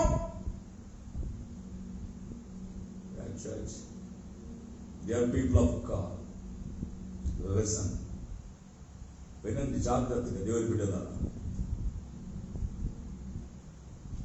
పౌలు యొక్క బాధ చూశారా? నేను నిజమే చెప్తున్నానండి, అబద్ధం నేను ఆడలేదు. పరిశుద్ధాత్మయందు నా మనస్సాక్షి నాతో కూడా సాక్ష్యం. ఎవరు చెప్పాలి? మన మనస్సాక్షి మనకు సాక్ష్యం ఇస్తుంది. అందుకని అన్నాడు యోహాను భక్తుడు పత్రికలు రాస్తూ, 3వ పత్రికలో రాస్తూ అన్నాడు, ఎవరో తెలుసా? నీ హృదయం నీ మీద ఏ విషయంలో దోషారోపణ చేయునో ఆయా విషయంలో మన దేవుని ఎదుట మనం ఏం చేయాలి? సమ్మతి పంచుకోవాలి. దోషం ఆరోపించింది మన మనసు, మన హృదయము. ఆ విషయాన్ని మర్చిపోద్దు. మళ్ళీ మళ్ళీ జ్ఞాపకం చేస్తుంటా మాటలు. నా ప్రియ సంఘమా, ఈ ఆన్లైన్ ద్వారా ఎంతమంది దేవుని బిడ్డలు వింటున్నారో వారందరికీ నా 2 చేతులు నమస్కరించి చెబుతున్నాను. ప్రియమైన వాళ్ళ, మిమ్మల్ని ఇబ్బంది పెట్టాలని, మిమ్మల్ని గాయమించాలనేది కాదు నా మనస్తత్వం. అది నా ఆశయం కాదది. దేవుడు వాక్యం ఏం చెప్తా అదే చెప్పాలని చెప్తున్నా.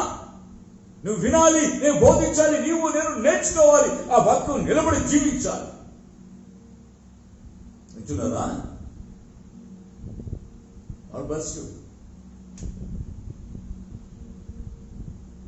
నా మనస్సాక్షి నాకు సాక్ష్యం ఇస్తుంది. నా మనస్సాక్షి నా మనసుతో నాకు సాక్ష్యం ఇస్తూ చెప్తుంది. కాబట్టి ఆ అంటున్నాడు పౌలు భక్తుడు, సాధ్యమైన ఎడల దేహ సంబంధులైన నా సహోదరుల కొరకు నేను క్రీస్తు నుండి వేరై శాపగ్రస్తునైపోతా. నా సహోదరులు, నా దేహ సంబంధులను, నా సహోదరుల రక్షణ కొరకు, వారి దేవుడు నడిపించడానికి కొరకు, ప్రభువునందు వారు నడిపించడానికి కొరకు, వారి సృష్టిగత దేవాది దేవుడు తెలుసుకోవడానికి కొరకు నేను నిజమే చెప్తున్నాను. ఓ రోమా సంఘమా, దయచేసి ఆలకించు. నేను చెప్తున్న మాటలు అబద్ధం అనుకుంటున్నావు కాదు, క్రీస్తు సత్యమే చెబుతున్నాను, సత్యమే మాట్లాడుతున్నాను. నాకు మానని వేదన, దుఃఖము, బాధ ఉంది. వింటున్న విశ్వాసి, నీకుందా నీ వారి పట్ల, నీ తల్లి పట్ల, నీ తల్లి పట్ల, నీ అన్నదమ్ముల పట్ల, నీ అక్కచెల్లెల పట్ల ఉందా అని అడుగుతున్నా. నేను కాదు, దేవుని వాక్యం అడుగుతుంది, నిన్ను నన్ను ప్రశ్నిస్తుంది. ఈ వాక్యము సజీవుని ఎదురు నిలబడి మాట్లాడుతుంది, జీవింపజేసి ఈ వాక్యం నీతో మాట్లాడుతుంది. జాగ్రత్త సుమా. ఈ వాక్యం తీర్పు తీసుకొస్తుంది నిన్ను నన్ను మనల్ని. ఈ వాక్యం ప్రశ్నిస్తుంది నిన్ను నన్ను మనల్ని. దానికి జవాబు చెప్పాల్సిన వారు పట్టున్నాం. మనం సిద్ధంగా ఉండు. నాకు తీరని వేదన, మనో దుఃఖము నాకున్నది. నా దేహ సంబంధులైనటువంటి నా వారిని రక్షించుకోవడం తపన నాలో ఉందయ్యా. కాబట్టి ఒకవేళ వారికి నేను ఏమవుతో తెలుసా, క్రీస్తు నందు వేరయ్యి నేను వారి శాపగ్రస్తుడానికి కూడా సిద్ధంగా ఉన్నాను. ఎందుకంటే నా వారు రక్షింపడాలి. ఇదే నీ మంట అంటే. ఒక వ్యక్తి పట్ల క్రైస్తవుడు అయినటువంటి నీకు నాకు ఉండాల్సినటువంటి విశ్వాసిన మనకు ఉండాల్సినటువంటి మంట ఉందా? ఈ స్త్రీకి చూడండి ఎంత మంట ఉందో. ప్రాణాన్ని కూడా లెక్క చేయలేదండి ఆవిడ. దేవుని బిడ్డను రక్షించడానికి కొరకు, ఆ రక్షించడంలో ఉద్దేశం ఏంటి? తన కుటుంబాన్ని రక్షించుకోవాలని. వీడిని కాపాడుతుంది, తన కుటుంబాన్ని రక్షించుకునేటువంటి ఆమె తన లైఫ్ ని రిస్క్ లో పడేసుకుంటూ ఉన్నాడు. ఆయనను కూడా ధైర్యంగా తెగింపు చేత మాట్లాడుతుంది. నా ప్రియమైన వల్ల నాకు నిజమైన అనుభవాలు ఇవ్వండి అయ్యా. ఇందా ఈ మాట నీకు, నా ప్రియమైన దేవుని బిడ్డ, నాకు నిజమైన అనుభవాలు ఇచ్చి నా తల్లియు నా అన్నదమ్ములను, నా అక్క చెల్లెలను, వారి కలిగి ఉన్న వారందరూ, నా తల్లియు నా తండ్రి నా అక్క చెల్లెళ్ళు కూడా కాదు, నా అక్క చెల్లెళ్ళకు అన్నదమ్ములకు కలిగి ఉన్నారు ఇంకొకరు, వాళ్ళ బంధువులు, వాళ్ళను కూడా. అబ్బాబా ఏంటండి వింటున్నారా? ఈ మంట ఉందా? విరుచున్నావు క్రైస్తవుడా? ఈ రాదు నువ్వు ప్రేమ చేస్తే ఈ లోకము, ఈ సృష్టి ఏనాడో క్రీస్తు రాజ్యంగా మార్చబడిపోయింది. ఆలస్యం చేస్తున్నాం మనం, నిర్లక్ష్యం చేస్తున్నాం మనం, సరైన రీతిలో మనం పని చేయటం లేదు. పని చేయటం లేదండి. మీకు కోపం వస్తుంది కదా మీ అందరికీ నా మీద. God bless you. పర్లేదు, కోపడంతో మాత్రం నాకు కష్టమే కాదు. నేను ముఖశుద్ధి చేయడానికి రాలేదు. నరులను గద్దించువాడు తొదకు ఎక్కువ దయపొందిన దేవుని వాక్య సంబంధం చెప్పుకున్నది. నాలుగుతో ఇచ్చుకోవాడు వారి కంటే నరులను గద్దించువాడు తొదకు ఎక్కువ దయ పొందినని జ్ఞానైన సొలొమోను సామెతలు రాస్తూ అంటున్నాడు. నాలుగుతో ఇచ్చకములాడు వాని కంటే నరులను గద్దించువాడు తుదకు ఎక్కువ దయ పొంది నిలుచున్న నీ హృదయంలో ఈ రోజు కాకపోతే రేపైనా మరొకసారి ఆందోళనలో మీరు వింటున్నప్పుడు నా పట్ల మీకు ఎక్కువ దయ పొందుతుంది. అది నాకు తెలుసు కాబట్టి ఈ రోజు గద్దించి హెచ్చరించినా నేను మాతో దిగులు చెందను. ఎందుకు తెలుసా? ఏదో ఒక రోజున నీ హృదయంలో నా పట్ల దయ పడుతుంది. అది నాకు తెలుసు. ఆ సత్యాన్ని నీ ఎరిగు నాకు ఎవడో ప్రకటిస్తున్నారు. ఈ రోజున ఎవరి వాక్యాన్ని కూలంకషంగా వ్యవహరిస్తున్నా. కారణం తెలుసా? మొగసు చేయడానికి రాలేదు, మనుషులు మెప్పు పొందడానికి నేను రాలేదు. దీని వెనుకలో ఉన్న దేవుని యొక్క దేవాతుడి మెప్పును పొందుతా. ఒక రోజున ఆయన ధవల సింహాసనం నిలబడ్డప్పుడు సిగ్గుపడనక్కర్లేని పరివాణిగా ఓ రోజు నిలుస్తా, ఒక రోజు నిలుస్తా. నా దేవుని ఎదుట సిగ్గుపడనక్కర్లేని పనివానిగా, యోగ్యునిగా, సిగ్గుపడనక్కర్లేని పనివానిగా, సత్యవాక్యమును సరిగ్గా ఉపదేశించు వారిగా నన్ను నేను దేవుడు కనపరచుకోవడానికి ప్రయత్నిస్తాను. ఆ ప్రయత్నంలో ఈ జాగ్రత్తతో ప్రకటిస్తున్నాను. దేవుని బిడ్డ, నాకు తెలుసు నేను సేవిస్తున్న నా దేవుడు సజీవుడు. యోబు అంటాడు కదా, చర్మం మురిగిపోయినా ఎముక మిగిలిపోయినా నేను సజీవుడు నా దేవుడు చూస్తాను, నేను ఉండకూడదన్నాడు. కనుకనే నా ప్రియమైన వాళ్ళు, ఒకవేళ నేను ప్రకటిస్తున్న ఈ మాట నీకు గాయం కలిగిన ఏదో ఒక్క రోజున నీ హృదయంలో నా మీద భయపడుతుంది. అదే అంటున్నాడు జ్ఞానైన సొలొమోను 28వ అధ్యాయములో 23వ వచనంలో మాట మాట్లాడుతున్నాడు. నాలుకతో ఇచ్చకమలాడు వాని కంటే నరులను గద్దించువాడు తుదకు ఎక్కువ దయ పొందుతాడు. ఆ వాక్యాన్ని నేను ఎరుగుదు కాబట్టి చెప్తున్నాను.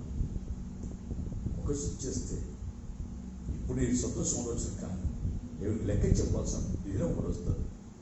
అప్పుడు ఇలారా, ఈమె తన వారిని కాక, తన తల్లిదండ్రులు కాక, అక్షుడు కాక, వారికి సంబంధించి వారందరినీ కూడా రక్షించమని, వారిని బ్రతకరించమని, దయచేసి యెహోవా తోడని నాతో ప్రమాణం చేయండి అంటే ఈసారి ప్రమాణం చేస్తే వాడు దాంతో తప్పిపోరండి. వాళ్ళు దేవుని బిడ్డ ప్రమాణం చేస్తే మాట మార్చారు. అందుకే 15వ కీర్తన చెప్పాడు,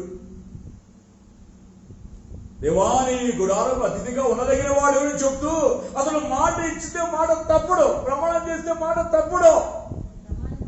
అతడు ప్రమాణం చేయగా నష్టము కష్టం కలిగిన మాట తప్పుడు. దేవునికి స్తోత్రం కలుగును గాక. హల్లెలూయా.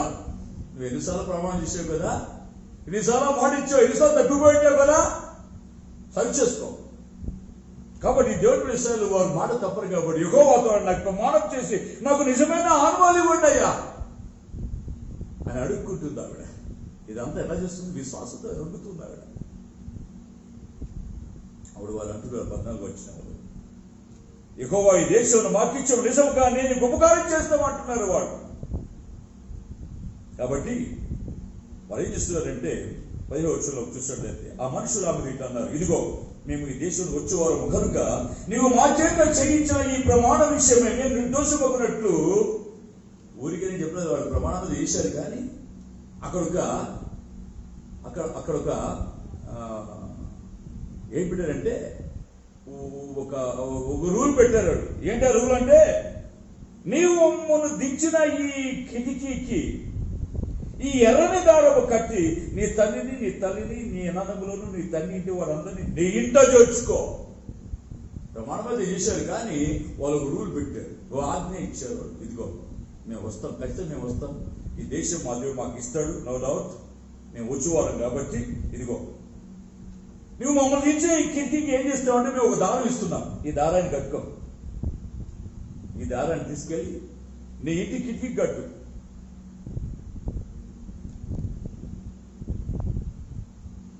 కట్టి నీ తల్లిని, నీ తండ్రిని, నీ కన్నదమ్ములు, నీ కుటుంబం, నీ కుటుంబం అందరినీ కూడా ఇంట్లో తెచ్చుకో. నీ ఇంటి ద్వారా బయటికి ఎవరు వచ్చేట్లయితే తన ప్రాణాన్ని తాను ఉత్తరవాది, ఏమిటి దోషం అవుతావు.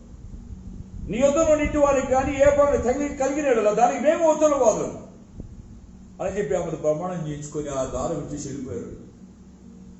ఆ దారం తీసుకెళ్ళి ఆమె తన ఇంటి కిటికీ కట్టి ఎంత జాగ్రత్తగా కాపాడుకుందో కదా.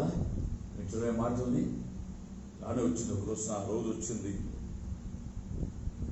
6వ అధ్యాయంలో చూసినట్లయితే ఆ రోజు వచ్చింది, యుద్ధం జరిగింది, ఎక్కువ పట్టణాన్ని కూల్చేశారు, కేకలుగా పడిపోయింది. దేవుడు కార్యం చేశాడు, అద్భుతము చేశాడు, ఆశ్చర్యమైన కార్యాలు చేశాడు, కొనసాగింపు చేశాడు. ప్రియమైన వాళ్ళారా, ఆ యుద్ధం మమ్మల్ని గమనించండి. చేసిన ప్రమాణాన్ని దైవజనుడైనటువంటి యెహోషువ గుర్తుపెట్టుకుని ఉన్నాడు. యెహోషువ యేసుక్రీస్తు ప్రభు ముంగట్టుగా కనిపిస్తున్నాడు. ఆయన విమోచన స్థానంలో కనిపిస్తున్నాడు. ఆయన గమనించారా? ఆ 6వ అధ్యాయంలో ఇప్పుడు దయచేసే వాక్యం మనం చూసినట్లయితే 23 వచ్చే భాగంలో, అయితే యెహోషువ ఆ వేశ్య ఇంటికి వెళ్ళి, గమనించారా, మర్చిపోయాడా? మర్చిపోలేదు. నీ దేవుడు నా దేవుడు కూడా మర్చిపోడు. చేసిన వాగ్దాన్ని మర్చిపోయిన దేవుడు కాదని, చెప్పిన మాటను మార్చు దేవుడు కాదాయన. ఎన్నడూ కూడా మార్చుడు. ఆకాశం భూమి గతించిన ఆయన మాటలు గతించవు. ఈ వేగులు వారు వెళ్ళి చెప్పి, అయ్యా మేము వెళ్ళాం, వాళ్ళ చేర్చుకుని ఇలా జరిగింది. మన భయం చేత ఆ దేశ నివాసులకు భయం కలిగింది.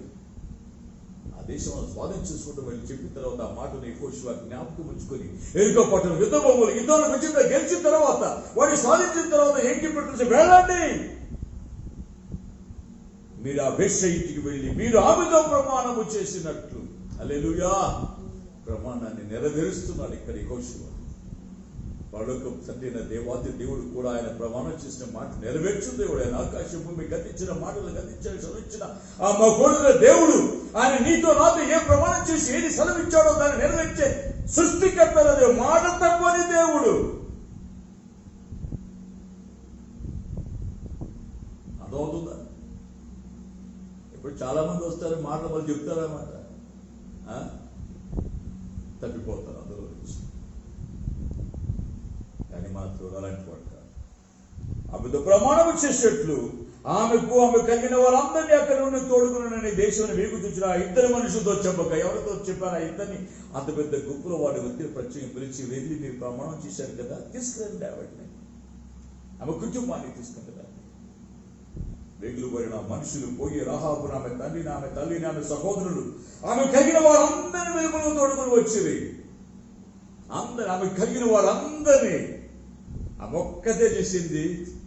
ఆ రిస్క్ ఆ కుటుంబీకులకు అందరికీ, తనకు సంబంధించిన వారందరికీ, ఆ తన చెల్లికి సంబంధించిన వారందరికీ, తన తమ్ముడికి సంబంధించిన అందరికి సంబంధించిన వారు, తండ్రికి సంబంధించిన వారందరూ అందరి కుటుంబాన్ని గమనించారా? ఒక్క వ్యక్తి యొక్క ఆ తెగింపు, ఆ త్యాగము, ప్రియమైన వాళ్ళ ఆ మంట ఎంతమంది రక్షించుకుందో చూసారా? 20వ వచనం చూసినట్లయితే, రహాబు అనే వేశ్య యెరికోను వేగు చూచుటకు యెహోషువ పంపిన దూతలను దాచిపెట్టి ఉండెను. సాక్ష్యం అడుగుతున్నాడు ఇక్కడ. ఆమె దాచిపెట్టడంలో ఊరికి దాచిపెట్టేసిందా? ఎంత రిస్క్ చేసిందో చూసారా? మరొకసారి విన్న వాక్యం జ్ఞాపకం చేసుకోండి. ప్రాణాన్ని సైతము లెక్క చేయకుండా వారు వచ్చింది నిజమే. వారు ఎక్కడొచ్చారో నాకు తెలియదు. ప్రియమైన వాళ్ళరా, మీరు త్వరగా వాడిని తరిమితీరా, మీరు పట్టుకుంటే ఎంత గైడ్స్ పంపించి చూసారా? ఎంత రిస్క్ చేసిందో చూసారా? ఉందా నీకు ఆ మంట ఉందా? ఈ విన్న లేఖనములన్నీ కూడా గుర్తు చేసుకో, మనవి చేస్తున్న మరొకసారి. ఈ రాత్రికాల సభలు ఒకవేళ నోట్బుక్ రాసుకొని ఉంటే వాటిని చదివి ధ్యానించి మళ్ళీ రాత్రిన ధ్యానించి వాటిని యెహోవా ధర్మశాస్త్రము దివారాత్రము ధ్యానించువాడు ధన్యుడు. ధ్యానించువాడు ప్రభు చెప్పారు, ఇదిగో దేవుని మాట ధ్యానించు, నీ మార్గాన్ని నువ్వు చక్కగా వర్ధిల్ల చేసుకుంటావు అని చెప్పాడు. మొదటి అధ్యాయంలో యెహోషువతో మాట్లాడుతూ ప్రభు అన్నాడు, నా ప్రియమైన వాళ్ళరా, వీడిని ధ్యానించడం అవుతుంది నీకు. గమనించండి, ఎరుగోలు చూడుకు వెగుతుడికి యెహోషువ పంపినటువంటి దూతను దాచిపెట్టి ఉండేది కనుక అతడు ఆమెను, ఆమె తండ్రి ఇంటి వారిని, ఆమె కలిగిన వారందరినీ బ్రతుకనిచ్చాను. దేవునికి స్తోత్రం కలుగును గాక. హల్లెలూయా. బ్రతుకనిచ్చాను, అందరినీ చంపేసి ఎరికో పట్టణాన్ని కాల్చి వేశాడు. సమస్తము మట్టి కలిసిపోయింది. ఒక్క రహాబు తన కుటుంబీకులు తప్ప. మీరున్న స్థలంలో చేతులు ఎత్తి దేవుడికి స్తోత్రం చెప్పండి. హల్లెలూయా. ఆ ఒక్కటి అలాంటి పరిచయం ఈ సమాజం చేస్తే ఈ లోకము ఎంత త్వరగా ప్రభువుని అంగీకరిస్తుందో తెలుసా? ఆమె కలిగి ఉన్న మంట, ఆ తెక్కువ, ఆ తెగింపు, ఆ త్యాగము, ప్రాణాన్ని సత్యము లెక్కించడానికి తెగింపు నీకు నాకు మనకు ఉన్నట్లయితే ఎంత బాగుంటుందో కదా. ఆమెను బ్రతకనిచ్చాడు. ఆమె నేటి వరకు ఇశ్రాయేలు మధ్య నివసించున్నది. దేవునికి స్తోత్రం. హల్లెలూయా. ఆమె నెట్టెత్తుడే. ఈ రోజు వెళ్ళి ఇశ్రాయేలులో చూస్తే, ఇశ్రాయేలులో చూస్తే రహాబు అనే ఈ వేశ్య కుటుంబీకులు వారితో కలిసి జీవిస్తున్నారు. విషయం తెలుసా ప్రియమైన వాళ్ళ? ఎంత గొప్ప దేవుడు. ఆమె తన విశ్వాసాన్ని ఎంతగా వ్యక్తపరిచి చూశారా.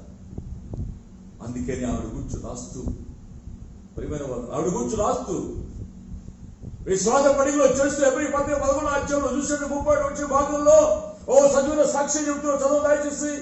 ఎబ్రీ పత్రిక 11వ అధ్యాయంలో 31 వచ్చే భాగంలో చూస్తే, విశ్వాసమును బట్టి రాహాబను వేశ్య వెగులు వారిని సమాధానముగా, విశ్వాసమును బట్టి రాహాబ్ అనేటువంటి వేశ్య వేగుల వారిని సమాధానముగా చేర్చుకుందాన్ని బట్టి అవిధేయులతో పాటు నశింపకపోయే ఎరుకలో ఉన్న అవిధేయులతో పాటు తన కుటుంబం చంపబడలేదు, నశించబడలేదు.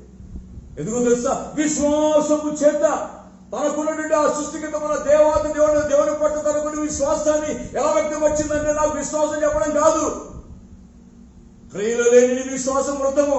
ఏమంటే ప్రార్థన చేస్తున్నానండి, మీకోసం ఆకలిస్తుందండి, కడుపుంటే పానం తినండి, తయారు తినండి, చక్కగా భోజనం తీసుకోండి, చక్కగా ఫ్రూట్స్ తినండి, చక్కగా నిద్రపోండి, చక్కగా మంచి బట్టలు ధరించండి, చక్కగా ఉన్న చెప్పడం కాదు, క్రియలు చూపించాలి. క్రియలు లేని విశ్వాసం వృద్ధమైనటువంటిది. వింటున్నారా? ఈమె క్రియాత్మకంగా చేసింది, తన విశ్వాసాన్ని క్రియల్లో కనిపింపచేసింది ఆవిడ. నా ప్రియమైన వాళ్ళరా, యాకోబు పత్రిక 2వ అధ్యాయంలో కూడా రాయబడి దాని గురించి రాస్తూ భక్తుడు యాకోబు కూడా మాట్లాడుతున్నాడు. చూడండి దయచేసి 2వ అధ్యాయంలో చూసినట్లయితే 25వ వచనం అనుకో చదువు దయచేసి. 25వ వచనంలో ఒక మాట రాయబడి ఉంది. అటువలనే రాహాబు వేశ్య కూడా దూతలను చేర్చుకొని వేరొక మార్గమున వారిని పంపివేసినందున క్రియల మూలముగా నీతిమంతురాలని ఆమె ఎంచబడింది కనుక కదా. చూసారా? క్రియల మూలముగా ఆమె నీతిమంతురాలుగా ఎంచబడింది. చివరికి ఒక మాట చెప్పి ముగిస్తున్నాను. ఒక మాట అందరూ జాగ్రత్తగా వినండి. మాట అపోస్తలుడైన పౌలు తిమోథెయుకు రాసిన మొదటి పత్రికలో గమనించండి. అపోస్తలుడైన పౌలు తిమోథెయుకు రాసిన మొదటి పత్రికలో 5వ అధ్యాయంలో 8వ వచ్చే భాగంలో ఇలాగ మాట్లాడుతున్నాడు. ఎవడు చదవండి దయచేసి. 5వ అధ్యాయంలో 8వ వచ్చే భాగంలో, ఎవడైనను గమనించి, ఎవడైనను స్వకీయులను విశేషముగా తన ఇంటి వారిని సంరక్షించకపోయిన ఎడల, విశేషముగా తన సొంత ఇంటి వారిని, వినిచిన దేవుని జాగ్రత్త, నీ వ్యక్తి జీవితం పరిశీలించుకో, వాక్కు కట్టుకో. విశేషంగా తన సొంత ఇంటి వారిని సంరక్షించకపోయిన ఎడల, రక్షించకపోతే, ఈ రాహాబు అనే ఈ వేశ్య తన ఇంటి వారికి ఎంత ప్రజలు చూశారు కదా. తన సొంత ఇంటి కుటుంబం పట్ల ఒక అనివార్యమైన వ్యక్తి, జీవన దేవుడిని అప్పుడే తెలుసుకున్న వ్యక్తి, సాక్ష్యనీయుడైన వ్యక్తి ఎంత వణకును భయమును కలిగి శాపగ్రస్తమైన ఊర్లో నివాసం చేస్తున్న ఈవిడ తన కుటుంబాన్ని ఎలా రక్షిస్తుందో చూశారా? నీవు మరి నీ జీవితము ఎలా ఉంది? తన సొంత కుటుంబాన్ని రక్షించుకోకపోతే ఏమరాబులు తెలుసా? వాడు విశ్వాస త్యాగము చేసిన వాడే అవిశ్వాసి కంటే చెడ్డవాడని బలం పెంచాడు. అవిశ్వాసి కంటే చెడ్డవాడు. నీ సొంత ఇంటి వారిని రక్షించలేకపోతే, నీ సొంతకు నీ భర్త నడిపించకపోతే, నీ భార్య నడిపించకపోతే, నీ పిల్లలు నడిపించకపోతే, నీ తల్లిదండ్రులు దేవుడు నడిపించకపోతే, నీ రక్తము నీ కుటుంబీకులు నీ బంధువుల్ని నడిపించకపోతే, ఓ విశ్వాసి, నీవు అవిశ్వాసి కంటే చెడ్డవాడమైన విషయాన్ని గుర్తు చేస్తున్నాను. ఇక్కడ నేను ఇక్కడ వాక్యం గుర్తు చేస్తుంది, ఇక్కడ ఉంది కాబట్టి నేను ప్రకటిస్తున్నా. ఈ వాక్యాన్ని గుర్తు చేస్తున్నా నేను నీకు. God bless you. నా ప్రియమైన దేవుని బిడ్డలారా, ఈ రాత్రికాల సమయంలో నశించు వారి పట్ల బాధ్యతను కలిగి చేస్తాం. అగ్నిలో నుంచి కొందరు లాగే దేవుని వద్దకు నడిపిద్దాం. అతి కృప ఈ రాత్రికాల సమయంలో తెలుసున్న దేవుని బిడ్డలా మీ అందరికీ నేను నాకును మనకును దయచేసి ఆ రాహాబు అనే వేశ్యతను చేసేటువంటి ఆ గొప్ప త్యాగం, ఆ రిస్క్, బాధ్యతతో, భారముతో, మంటతో ఈ సమాజానికి క్రీస్తుని ప్రకటిస్తాం. మన దేవుని సాక్ష్యాన్ని ప్రకటిద్దాం. నువ్వు నేను సేవిస్తున్నటువంటి దేవుడు సృష్టికర్త, ఆయన సర్వంతర్యామైన దేవుడు, సమీపింపరాన్ని తెగిస్తూ కలిగిన దేవుడు, శ్రీమంతుడు, అద్వితీయుడు, మహోన్నతుడు, మహాపరిశుద్ధుడు, మహాకరుడైన దేవాది దేవుణ్ణి ఈ లోకంలో తెలియచేయడానికి ఇష్టపడుతున్నావా? నీ ఉన్న స్థలంలో తరలవచ్చు, ప్రార్థన చేసుకో, దేవునికి అప్పగించుకో. ప్రభువా, నా కుటుంబం రాత్రి కాల్సిన భారం కలిగించాను, నా బంధువర్గాల పట్ల, నా రక్త సంబంధుల పట్ల ప్రభు, నా వారి పట్ల నేను ఆ మంటని కలిగి ఉంటాను. ప్రభువా, వినిపింపచేస్తావా? విన్న నీవు నీ కుటుంబాన్ని తెలియచేస్తావా? ఈ మాటలు వినిపింపచేస్తావా వారితో? దయచేసి నువ్వు విన్న ఈ మాటలు ఒకవేళ దయచేసి ఆ మాటలు తెలియచే. ఎంతమంది దేవుని బిడ్డలు విన్నారో వారందరికీ కూడా మరొకసారి ఆయన చేతి నమస్కారం చేస్తున్నాను. ఎంతో ఆసక్తితో విన్నారు. దేవుడు మిమ్మల్ని దీవించిన కాక ప్రోత్సాహపరచండి, అనేకులు చేర్చండి. దయచేసి అందరినీ సమకూర్చండి, సబ్స్క్రైబ్ చేసుకోండి. దయచేసి ఇతరులకు తెలియచేయండి, దేవుడికి ఘనపరచండి. ప్రియమైన వాళ్ళ ఎంతో ఆస్తి విన్నారు. రేపు ఆరుగురు మలాయితో పడ్డాం. రేపు ఆరుగురు మీ వాళ్ళు తీసుకురండి, మీ కుటుంబంలో కూర్చోబెట్టి దేవుని సొంత గడుపు. దేవుడు దీవిస్తాను, నేను నమ్మని మాట తల వచ్చి ప్రార్థించేస్తాను. సర్వశక్తి మిగిలిన కృపా సమృద్ధి గల మా ప్రియ పరలోకపు తండ్రి, శివాధిపతి మా ప్రియ ప్రభా, మిమ్మల్ని స్తుతిస్తున్నాను. మా రక్షకుడు, మా విమోచకుడు, మా స్తుతిగా మన యేసుక్రీస్తు ప్రభువు ఉన్నతమైన శ్రేష్టమైన నామములో తండ్రి మిమ్మల్ని స్తుతిస్తున్నాను, ఘనపరుస్తున్నాను. దేవా, ఈ రాత్రికాల సభలో మేము మాకు అనుగ్రహించండి. కృపల వాక్యం బట్టి పొందమని చెల్లిస్తున్నాను. నశించిపోతున్న ఆత్మను కూడా భారం కలిగిన వారిగా మమ్మల్ని నన్ను చేయండి. కొన్ని అగ్నిలోంచి లాగిన రక్షించుకు మాకు సహాయం చేయండి.